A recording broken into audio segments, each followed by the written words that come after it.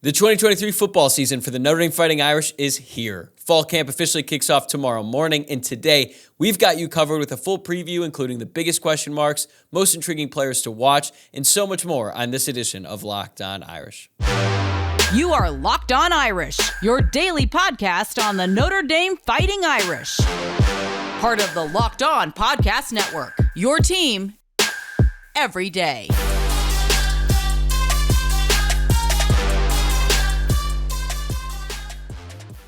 What's up? Welcome to Locked On Irish. Today is Tuesday, July 25th, and thank you for making this your first listen of the day. You can watch this episode as well as every other episode on YouTube or listen wherever you get your podcasts. Whether you're watching or listening, please take a moment to hit that subscribe button. My name is Tyler Wojciak, and I'm the host. I graduated from Notre Dame in 2018, and I'm a producer covering college football at the Fox Sports headquarters in LA. I've also been podcasting about the Irish since 2020. Today, we've got Notre Dame beat writer Pete Sampson from The Athletic on the show to preview fall camp. The first practice of the preseason kicks off tomorrow, and who better to have on to talk about all the action than the best writer on the Notre Dame beat. We covered a bunch of different topics, including some story time at the end, so let's get right into it. Here's Pete. All right, Pete Sampson, Notre Dame beat writer for The Athletic, joins us here for the first time on Locked On Irish. Pete, I'm excited to have you on to talk about the start of fall camp, but first, I've got to ask you a question about recruiting before we dive into everything else, because the Irish got some really big news on Sunday when four-star linebacker Kingston Viliamu-Asa announced his pledge to the Irish. What was your reaction when you found out? It was like a smaller version of Manti Te'o in terms of, like, you don't get Notre Dame doesn't get a whole lot of surprises in recruiting that are good, it feels like, in terms of the announcements. So this was one of those. And then if you followed his story at all, the kid with the 4+2 GPA, faith very important. Notre Dame, I thought, did an excellent job recruiting him, not just connecting him with guys like Manti or Jalen Smith, but also like Tom Mendoza, and basically did the whole like life after football pitch that the kid really took to. And so it's like when you get all that together, there just aren't that many kids like that. Like Marcus Freeman talks about choose hard all the time. Well, like, I don't know about you, but like when in high school, like choose hard was like, no thanks. Especially if I could run like a 4.2 or I could bench 400 pounds, like I probably wouldn't be choosing hard. So there aren't that many guys like that. So you have to get the ones that are out there. And so I think getting Kingston was huge from a perception standpoint, because recruiting had sort of, flagged a little bit here. But I think it was also huge from like, there just aren't that many guys out there like him. And you gotta land them when they pop up.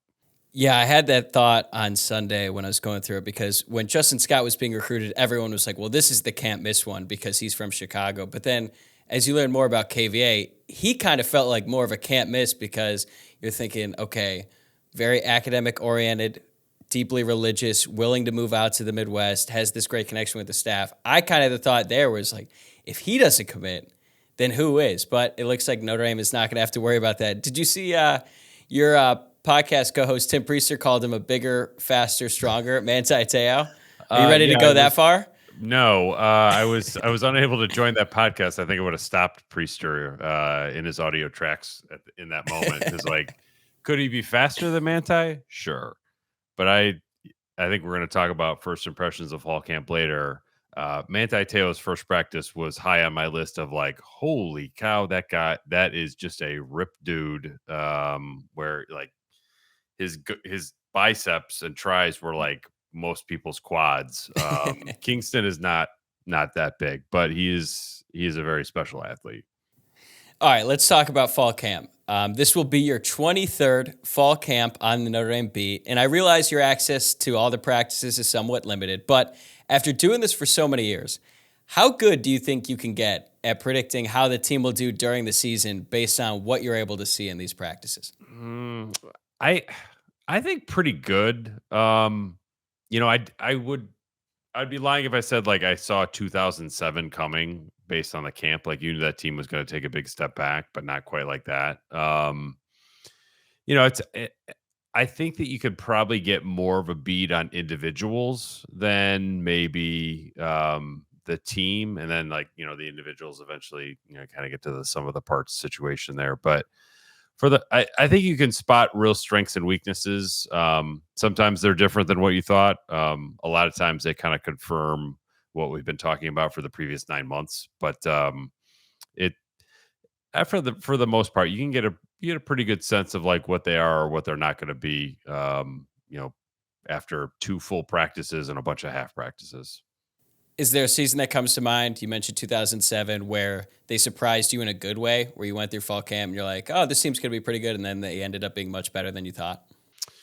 2005 would be one where you're like, you didn't really have a bunch of a sense of how good they could be. They'd been down for so long. 2012, you didn't think they could be at that level. 2015, you knew that like that team had a chance to be great. Like I remember going to those camp practices and you're watching Will Fuller and Kavari Russell go up against one another, and Stanley and McGlinchey. Yeah. You're just like, oh, wow. I think you could make the case that team was almost a disappointment given all the talent they had. Now, granted, Yeah. a lot of that was due to injuries. Yeah, no doubt. I agree with that. I think that was the raw talent. That was the most talented team. Brian Kelly. I mean, it's like Jalen Smith was on that team, who took me, 5 or 6 guys to get to. And he was the best athlete out there. 2020, we didn't see any of it for obvious reasons, but like you knew that team was going to be good. So I don't know. That doesn't really apply to this one, but I'd say like 2015 was the one where you're watching camp. You're like, man, I'm watching NFL matchups here in this college campus, going through camp. So that would probably be the one where I was like, wow, this team is going to be a lot better than I thought. With that in mind, what are the biggest question marks you have about this team that should be answered, or at least you expect to have a pretty good grasp of by the time the season officially kicks off against Navy? I think the defensive line is my biggest question mark that maybe won't get answered in camp. And I'm not sure that question is going to get answered all year. That's sort of the tripwire for this team. It's defensive line is, after quarterback, that would be my number 2 position for any championship roster to be built. And Notre Dame has a great quarterback, but their defensive line has got big questions. So, from an individual standpoint, grad transfer Thomas Harper at nickel over from Oklahoma State, can he sort of be like Tariq Bracy? That would maybe change a little bit about how I saw Notre Dame's defense fitting together. If Antonio Carter II is legit at the safety opposite Xavier Watts, like if you came out of camp thinking like those 2 guys are good enough to play at Notre Dame, I mean, they don't need to be great. They just need to be Notre Dame level players, to go with Hart and Morrison and Mickey and Watts. That might change a little bit about how I felt about the team. And then, offensively, an offensive guard battle is not that exciting, but Notre Dame has to find 2 new guards. I think Billy Schroth will definitely be one of them. I think Andrew Kristofic will start out as one of them too. So you're not going to get an evaluation out of a guard who's not, when they're not in pads. So maybe the second full open practice might be a better way to look at that. But defensive line, some individuals in the secondary, and then how they put the offensive line together. Those would be my biggest questions.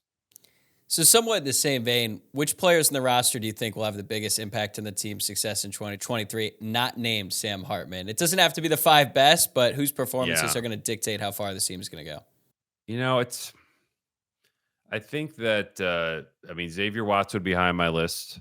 Cam Hart would be high on my list. And I mean, Cam Hart is an interesting one because I think if you just judge them by like weight room numbers and training numbers, you would think, all right, future pro, easy, like maybe a day 2 pick. But he hasn't put it together on the field in a way that I think he's got a chance to do it, but he's got to stay healthy, which has been an issue for him. So that would be a big one for me. Really, I feel like some receiver is going to step up, if not 2 or 3. So can that be Greathouse? Can that be Deion Colsey? Can Tobias Merriweather, he's the most famous one catch receiver in Notre Dame history. Can he be the sort of number 1 target that the staff thinks he can be? So I think you've got to see flashes from the receivers, downfield passes, 50-50 balls. And that's the kind of stuff you do get to see in camp. We didn't see it in spring really at all, but I would like to see some receiver, if not two or three, make some downfield catches on competitive balls from Sam Hartman. This episode is brought to you by eBay Motors. For a championship team, it's all about making sure every player is a perfect fit. It's the same when it comes to your vehicle. Every part needs to fit just right. So the next time you need parts and accessories, head to eBay Motors. With eBay Guaranteed Fit, you can be sure every part you need fits right the first time around. Just add your ride to My Garage and look for the green check to know the part will fit or your money back. Because just like in sports, confidence is the name of the game when you shop on eBay Motors. And with over 122 million parts to choose from, you'll be back in the game in no time. After all, it's easy to bring home a win when the right parts are guaranteed. Get the right parts, the right fit, and the right prices on ebaymotors.com. Let's ride. eBay Guaranteed Fit, only available to U.S. customers. Eligible items only. Exclusions apply. Notre Dame's got a lot of new faces coming in. And true freshmen, guys they brought in via the transfer portal, plus some young guys who we've seen a little bit, like Tobias Merriweather, who you've seen him at practice little, not a ton of game action. So which players are you most excited to watch during these practices? I mean, Merriweather is way up there. I don't feel like Audric Estime I need to see a whole lot to learn about, but I'm excited to watch him just because, I mean, he's like just a bear running through the A gap. So that he would be high on my list. I would say that I've been a big backer of Riley Mills for a couple years, and he hasn't really like kicked on the way that you've got I a lot of stock in Riley Mills. Yeah, I bought a lot of stock in Riley Mills, and I think I bought it maybe high, and I need a return on investment here. But if there is going to be a breakout player on the defensive line, I think it's going to be him. I don't think there are really other candidates for it. And so they need him to be very good at a minimum. And I think it's like with the defensive line, you have questions about the pass rush, you're losing Isaiah Foskey, but I also have questions about like the interior stopping the run. Riley Mills is really, I think, the only guy. I mean, people joke about like, who would be first off your bus if you're on a road game. Like Riley Mills would be that guy, but like I don't think there's a second one. And that's not a great situation for the defensive line to be in. So I would like to see Mills make some dominant plays in camp. He's flashed a little bit over the last couple of years in August, but make some more dominant plays in camp, and then then we'll see in September, October, November. Staying on Mills, how much do you attribute his, I don't want to say disappointing, I guess underwhelming compared to expectations? His 2022 season, how much do you attribute that to the position he played? Because now he's moving back inside. Yeah, I think that had a lot to do with it. I can't think of any stories of players who were, it's like some players are seen as versatile because they can do both really well. But then there are other players who are tweeners, and you feel that, and that's sort of pejorative. Like you don't really thrive in either spot. And I feel like Mills got almost pushed more towards the tweener role last year, where end was not his best position, but they needed somebody to play there. I think that if the coaching staff could redo it, maybe they would not try that. But just to be a three technique, that's got to be Al Washington's hope that this is the reason he kicks on, is because he can just focus on one spot where he can just maul people on the inside with his length and force. So Notre Dame needs that in the worst way. Yeah, physically, he's got too much going for him at this point to not have a really productive season. He's got experience, too, and he's playing in his natural position. So hopefully that stock is going to pay off here this season. But last year, Benjamin Morrison surprised us all and became arguably the best defensive back on the team by the end of the season during his freshman season. The year before that, it was Joe Alt who came in and steadied the offensive line as a true freshman. I'm not saying that anyone in this class is going to have quite the impact that those two guys have, but who do you think will be the most impactful true freshman on the team this year? I mean, it's all about like opportunity, right? Because I don't think anybody at the beginning of last year would have looked at Ben Morrison and said like, this is the best freshman in the class, but he had the best opportunity, with Jaden Mickey. And it's like, you go down the list, and I mean, one of the guys, this is probably a deeper cut and he may ultimately redshirt. But Boubacar Traore, the edge rusher from Massachusetts, that they got 4-star, 6'5", but like kind of a 6'7" wingspan type. Like Notre Dame doesn't have a lot of those body types on the roster, so I could see that being one that the staff looks at if he's physically ready to play. And almost any other year, Christian Gray would be near the top of my list at corner because Notre Dame doesn't have great corners. Well, this year they have great corners, so there might not be an opportunity there. And I guess like Jeremiah Love is the second highest rated guy in the class. I've talked to some people that are kind of feel like he could be like a boomer bust type of player. Track athlete in college or in high school, super productive as high school football player as well. But how does he click on? How does he learn to be a running back where it's not just all about speed all the time? That might be the one where at the end of the year, people may say like, well, of course he was a top 100 prospect. What did you expect? But I do think that there is a learning curve for Jeremiah Love that whether he gets to the end of that this year or not, is something that you got to at least acknowledge that that would be a big development win for Dylan McCullough at running back. Yeah, I remember when he was being recruited, there were some people who thought maybe he was best suited to play wide receiver in college, but Notre Dame liked him at running back. That's where he's going to start the season. And for the most part, I think we have a pretty good sense of who's going to start on both sides of the ball to start the year. But there are a few position battles. You mentioned guard. I think the safety opposite Xavier Watts is still up for grabs. And then even wide receiver to a lesser extent is somewhat of a battle just to get in that rotation. So how do you see those positions shaking out? And is there another position I haven't mentioned that you think might be up for grabs?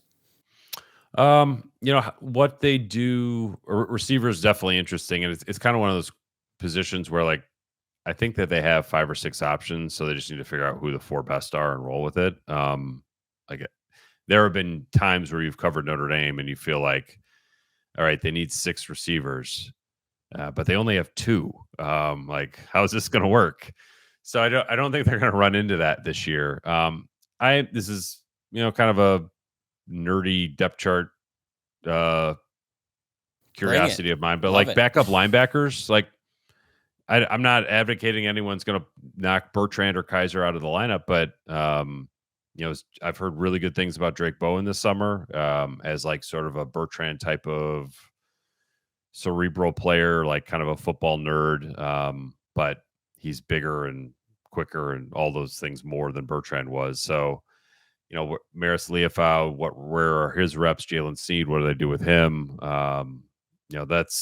Those are all curiosities of mine that like might not impact how the team plays this year, because I don't think Bertrand and Kaiser and Leafau are going to come off the field a whole lot, but they got to figure out what they have there. And that's like the position battle that probably will matter the least this year, but matters the most is who's the backup to Sam Hartman. Because not only do you have to make an evaluation of just to fill out a depth chart if Sam Hartman gets hurt, you have to know whether Angeli and or Minchie are good enough to roll forward in 24, or you need to find the next Sam Hartman, because you can't bank on CJ Carr to come in. That would be sort of depth chart malpractice to bank on a high school kid to start, from day one. So you got to figure out, can Angeli and Minchie play? Can they start their first start at Texas A&M in 2024? And if you come away and think, I got questions, then if you're Marcus Freeman, I would hope that he would have learned in year one. If you have questions about your quarterback position, that means you need to go get another quarterback, which he did in year 2. So that is a sneaky part of August that I'm very interested to talk to Marcus Freeman about. He may be like, why the heck are you asking me about backup quarterbacks on day one? But like, they have to get a good evaluation there. And it's like, there are only so many reps to go around and you got a lot to get sorted out, but you have to at least be aware of like, all right, we got to figure out what we have in Minchie and Angeli. Yeah. And if 22 taught us anything, it's that having a good backup quarterback is pretty damn important sometimes. Yeah. Especially as it was for Notre Dame last year. And I want to preface this next question by saying, I know teams are always going to project some level of optimism around this time of year because that's what you're supposed to do.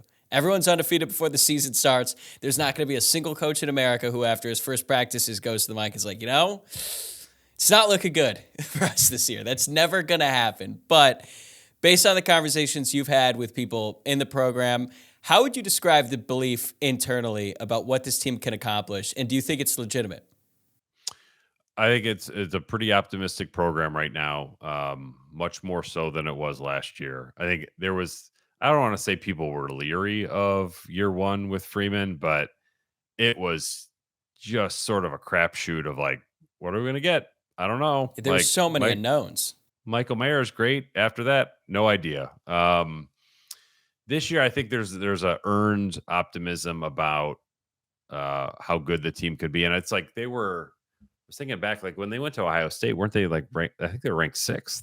I think this team is much better than that one, but they're probably going to be at the back of the top 20, maybe around 15, just because of the quarterback position. So I think that Sam Hartman is worth 2 more wins than what Pine and Buckner would have been at a minimum. So that is, and that's why I sort of get like, I know there's been, I've sort of read and heard some people talk about like, well, Marcus Freeman's still growing as a coach. And like, if they go 8-4, it's not the end of the world. And I'm just like, hold up. You got Sam Hartman for 1 year. Like, it doesn't need to be the end of the world, but that would be a massive, massive disappointment to me if Notre Dame only won 8 games in the regular season. Or frankly, or if they just repeated last season, I think that would be a huge disappointment. So I think I wish they were a little bit better on the defensive line. But I think the rest of the roster is in pretty good shape to push for kind of a 10-win season. You mentioned the defensive line. Last year with the wide receivers, it was such a glaringly obvious problem. You just had to look at the numbers, and even the coaching staff was like, yeah, this isn't great. Chancey Stuckey was like, I have to slow these guys down in practice. They can't be doing too many reps because otherwise I'm just going to burn them out. Does the coaching staff have that a similar mindset to the defensive line where they're kind of being cautious about it, not really saying that much publicly, but it's clear they have some concerns? I don't think so, and I sort of disagree with them about it. Like I think they should have some concerns. I think that banking on sort of Jason Anye to like hold up when he hasn't played any snaps in his career is, I mean, it's optimistic. They're going to have probably 2 Benjamin Morrison types of stories on the defensive line this year. I think for the line to be good enough to make a push for the playoff. And you could have like maybe one Benjamin Morrison story and a Jonas Gray / Asmer Bilal story of like the career journeyman who just hasn't played a lot. And then like, oh, this guy's good. But they really need 2 surprise stories at that position. And that's like not a healthy spot to be. Like that's not, you don't want that. I mean, I get it. Like the numbers at safety were bad, and they went out and got Antonio Carter. They brought in Thomas Harper, and now they're fine. And Javonte Jean-Baptiste, we'll see what he can deliver as sort of a strong side end. He looks good, but we haven't seen him do anything because he didn't really participate in the spring practices we attended. So I think the Marcus Freeman is not going to come out and say like our defensive line is a mess. However, I do think that he knows that getting pass rush from the defensive line is not going to be a thing that happens regularly like it did last year with Isaiah Foskey. And they may have to, does it make sense to play 11 guys and really stretch the depth of it so you're fresher, but because you don't have an elite guy, it doesn't, the drop off between 1 and 3 isn't as big. I don't know how you sort of make the best of that situation, but that might be one way to approach it. You've written a lot about what Marcus Freeman learned in his first year as head coach and his growth heading into year 2. Is there anything you're looking to see from him or the staff over these next few weeks of practice that would indicate growth from the previous year? I don't think that that's going to show itself in August. I know that they'll be practicing more this year than they did last year. I mean, talking to some of the coaches over the summer, they had remarked like kind of had a short camp last year. Like I mean, it it's just didn't. starting very early, right? Yeah, I mean it's the week 0 stuff, but I think just like they packed it more into these 4 weeks. Um, so that might be part of it. They went out and got a quarterback. That's part of it. But then it's like, how does he handle messaging in the season when things get a little sideways? Like, hopefully they will have not lost their second game by week 2, where messaging becomes really important. But how they handle recovery. I know they're doing some things a little bit differently. I'm not entirely sure what they are, but I'm just like talking to people at Notre Dame, like the focus on recovery after games, because like you think about Ohio State, come back a day later, playing trouble in Columbus, totally flat against Marshall. BYU in Vegas, night game, get back 3-4 in the morning. Stanford the next week, totally flat. So that I think that will be an example of something Marcus Freeman will have learned. I can't sit here and tell you exactly how that will come to fruition and like what that will mean, but he certainly looks at last season as, yeah, there were some successes, but he's been pretty frank about like, you got to learn from the failures, and if you don't, that's you're sort of wasting your time and your program's time. Both coordinators are going to be under the microscope this season for different reasons. For Jared Parker, he's got the benefit of having Sam Hartman at quarterback, but with that, obviously comes higher expectations, not to mention the public debacle that led to his promotion, which will undoubtedly lead to increased scrutiny whenever he makes a mistake, whether that's fair or not. It's just true. And then with Al Golden, I would say fans seem to be more critical about his ability to recruit than what his defense actually did on the field in 2022. But I think some of that angst about him will carry over into this season. Which coordinator do you think is under more pressure to succeed in 2023? I think it's Parker. I think he's set up to succeed more than Al Golden is as well. So it's like there's the circumstances of his promotion, which were weird. And then it's the fact you have Sam Hartman to play with for 1 year. So you better take advantage of it right now. Also, this is the best offensive tackle combination he's ever going to have. So how do you strike when your roster is set up to be potentially great on offense? Like Notre Dame's never averaged 40 points a game on offense before, I don't believe. This could be a team that threatens that. So I think whoever was the offensive coordinator, whether it was Al Golden or not Al Golden, Tommy Reese. If Al Golden was the offensive coordinator, I'm not sure they would have scored 40 points. So I know they tried that with Chuck Martin in the past, but whether it was Andy Ludwig or Colin Klein or Jared Parker or Tommy Reese had stayed, like I think this offense would have been very, very good. So it's on Al Golden to take advantage of that. I think it's Jared Parker to take advantage of that. With Al Golden, I think the defense was probably better than people gave it credit for last year. I think if you just went through the 13 games, like how many games did they play well enough to win on defense? Yeah. 10, 11. I mean, outside of USC and that safety blitz against Ohio State, I thought it was a pretty good year. So now you don't have Isaiah Foskey, the Adelamola twins. It's a lighter defensive line. You may have to get a little bit more creative, but maybe you can do that when you have a Bertrand and Kaiser fifth-year senior combination linebackers inside.